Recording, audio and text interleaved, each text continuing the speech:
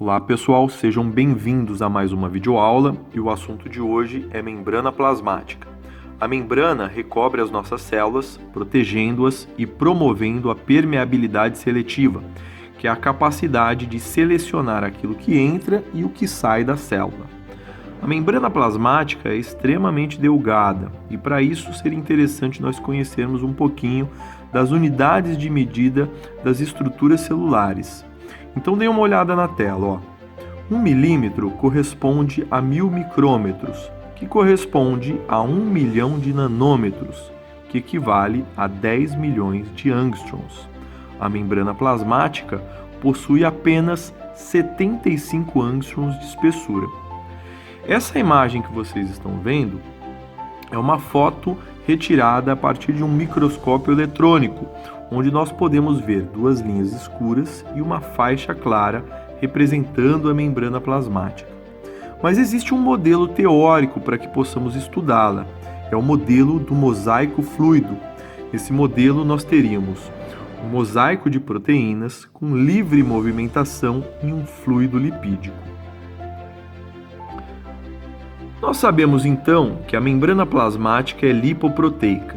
E nessa imagem nós podemos observar os fosfolipídios que apresentam uma cabeça polar com afinidade à água, e é onde se encontra o grupamento fosfato, ligado aí a duas caudas apolares e tem repulsão pela água.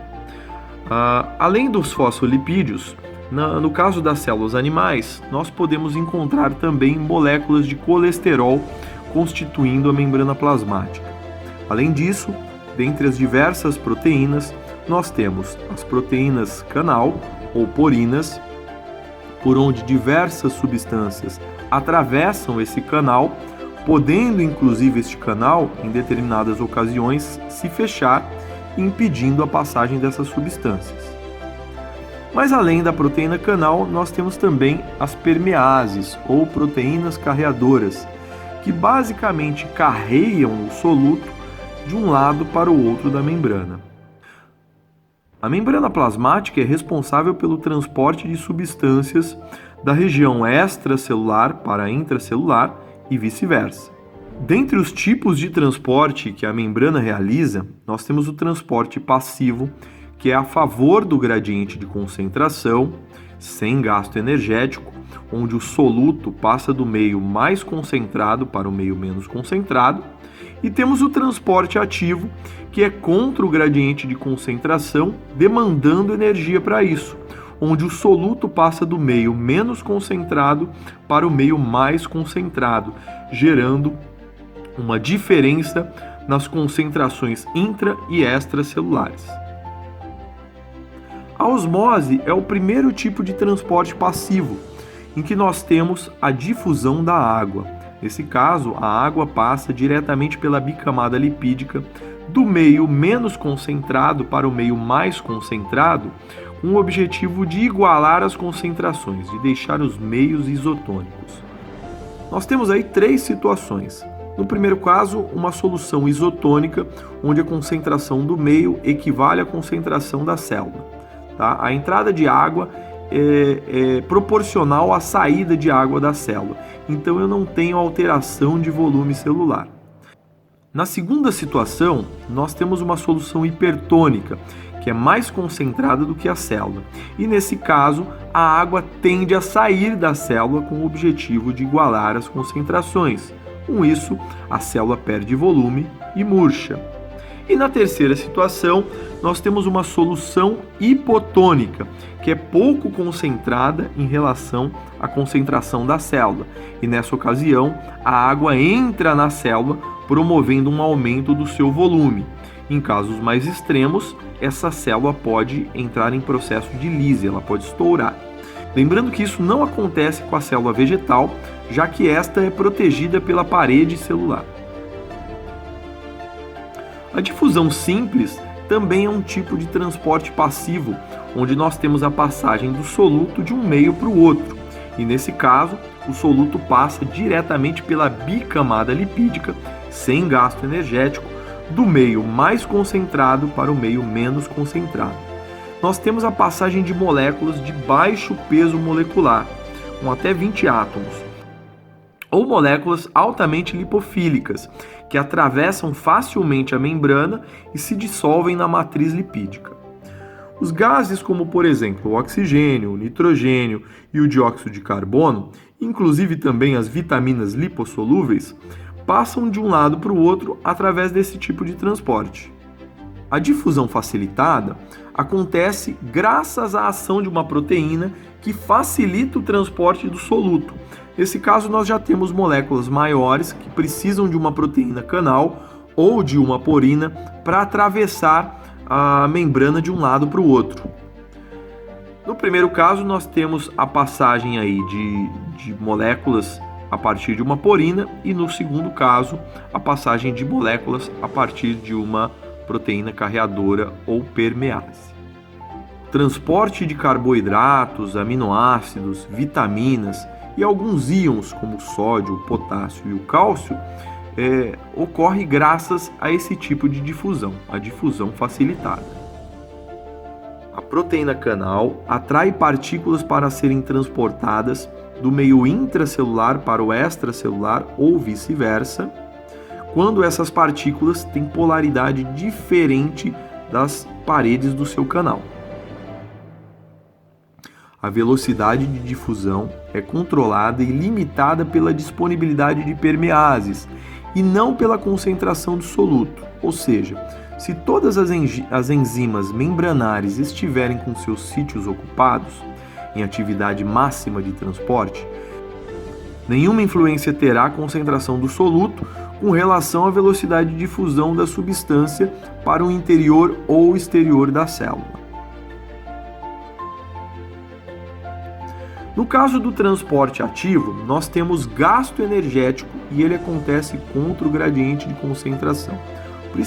O principal exemplo é a bomba de sódio e potássio, onde nós temos aí a entrada do sódio na célula, que a propósito, a sua concentração no interior celular é muito maior do que no meio extracelular, e nós temos, paralelamente a isso, a saída do sódio, que tem concentração muito maior fora do que dentro da célula.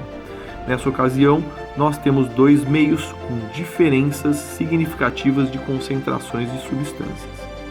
A bomba de sódio e potássio demanda um gasto energético para que a proteína permease consiga dar o giro e transportar esses íons de um lado para o outro. Para destacar a importância da bomba de sódio e potássio, nós temos aí uma parte de um neurônio, na verdade um axônio, uma fibra axônica, onde nós podemos observar uma concentração elevada de potássio no meio intracelular e também uma grande concentração de íons negativos.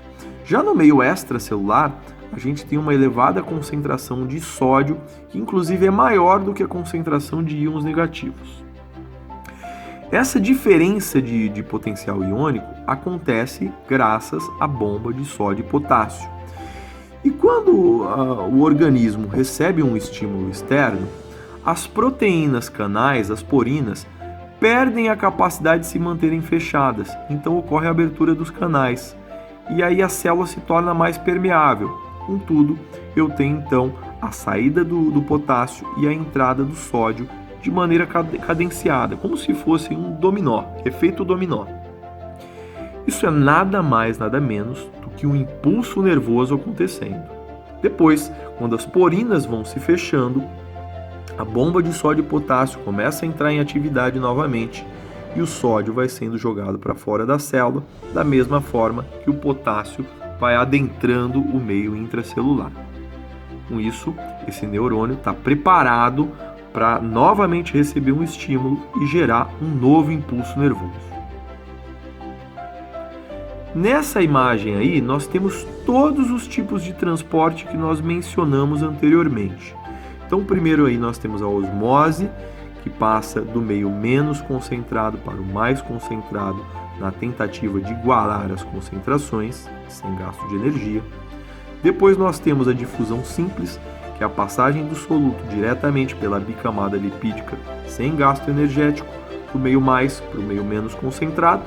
E depois as duas modalidades de difusão facilitada. Primeiro através de uma porina e depois através de uma permease, também sempre a favor do gradiente de concentração do meio mais para o meio menos concentrado, na tentativa de deixar esses dois meios isotônicos. Todos esses transportes mencionados são classificados como transporte passivo. E por fim aí nós temos um transporte ativo, onde nós temos o gasto energético, a utilização de uma molécula de ATP para que a permease consiga levar o soluto do meio menos concentrado para o mais concentrado, ou seja, contra o gradiente de concentração.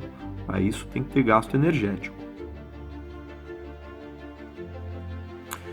Para terminar a videoaula, ainda existem outros dois tipos de transporte que são classificados como transporte em quantidade, que é o transporte realizado a partir da fagocitose, onde nós temos o englobamento de partículas sólidas por emissão de pseudópodes, e também a pinocitose, que é o englobamento de gotículas a partir das invaginações de base. Mas esses transportes, que também gastam energia, serão discutidos aí na nossa próxima videoaula.